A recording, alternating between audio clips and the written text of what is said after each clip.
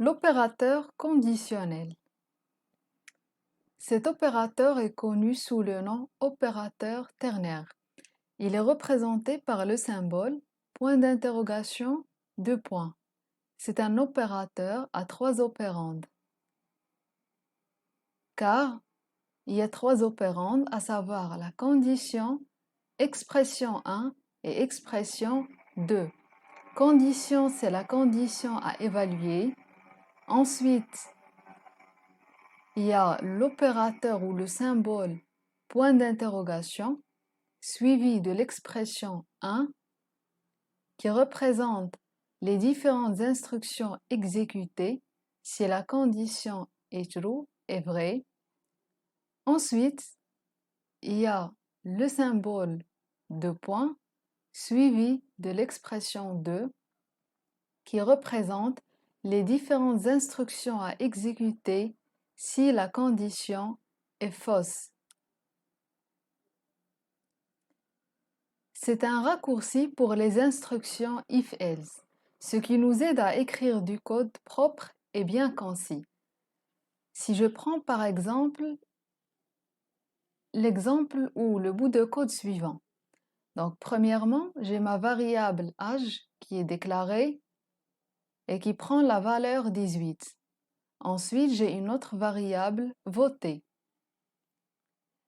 Les instructions qui suivent permettent de vérifier si l'âge est supérieur ou égal à 18. Si oui, on alimente la variable votée avec la valeur oui. Sinon, cette variable prend la valeur non. Si on souhaite réécrire ce même code en utilisant l'opérateur ternaire, on fait comme ça. Donc, premièrement, on déclare toujours notre variable âge qui prend la valeur 18, aussi la variable votée.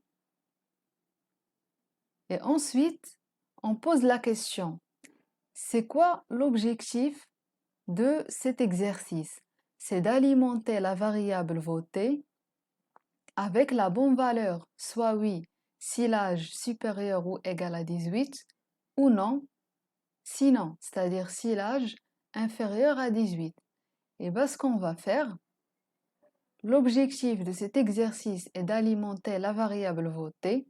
Donc, on met voter est égal à la condition âge supérieur ou égal à 18. Donc, c'est la condition à vérifier. Suivi de point d'interrogation.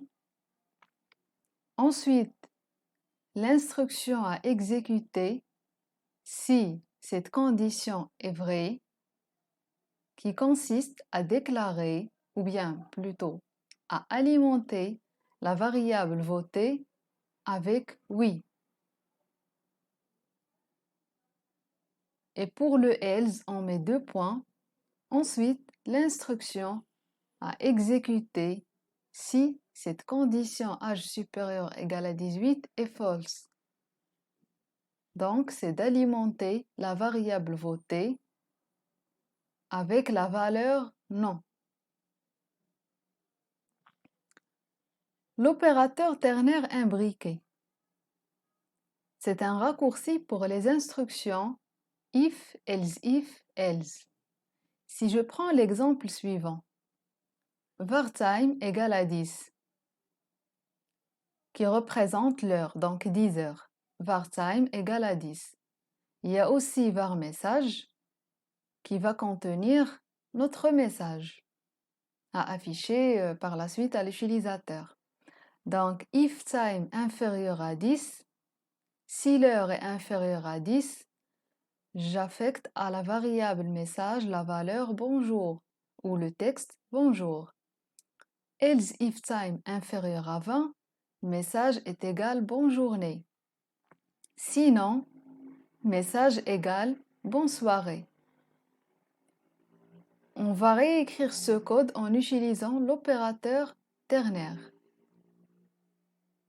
Donc, on aura toujours var time égale à 10. Ensuite, l'objectif est d'alimenter la variable message avec la bonne valeur, soit bonjour, bonne journée ou bonne soirée. Donc, j'ai ma variable var message qui est égale à la condition. Donc, toujours après la condition, on met point d'interrogation. Donc, time inférieur à 10 suivi du symbole point d'interrogation. Ensuite, je mets le texte. Bonjour. Donc, qui consiste à alimenter la variable message par bonjour si time est inférieur à 10. Else ou sinon. Là, je décide, est-ce que je laisse seulement else ou else if? Bien sûr, selon le cas à tester. Comment je peux vérifier si j'ai else if ou else? Alors, si après les deux points, j'ai une condition suivie d'un point d'interrogation, cela veut dire else if. Sinon, si j'ai seulement deux points plus un texte avec lequel on va alimenter notre variable ou seulement un message à afficher via console log ou alerte, etc., là, on peut dire qu'on utilise else et non pas else if. Donc là, j'ai time inférieur à 20, point d'interrogation, c'est-à-dire else if time inférieur à 20. J'alimente message avec bonne journée. Ensuite, j'ai les deux points et j'ai seulement juste après du texte. Donc c'est else. Else, bonne soirée. On peut aussi utiliser l'opérateur ternaire avec plusieurs opérations. C'est un raccourci cette fois-ci pour les instructions if, expression 1, expression 2, etc. Else, la même chose, expression 1, expression 2, etc.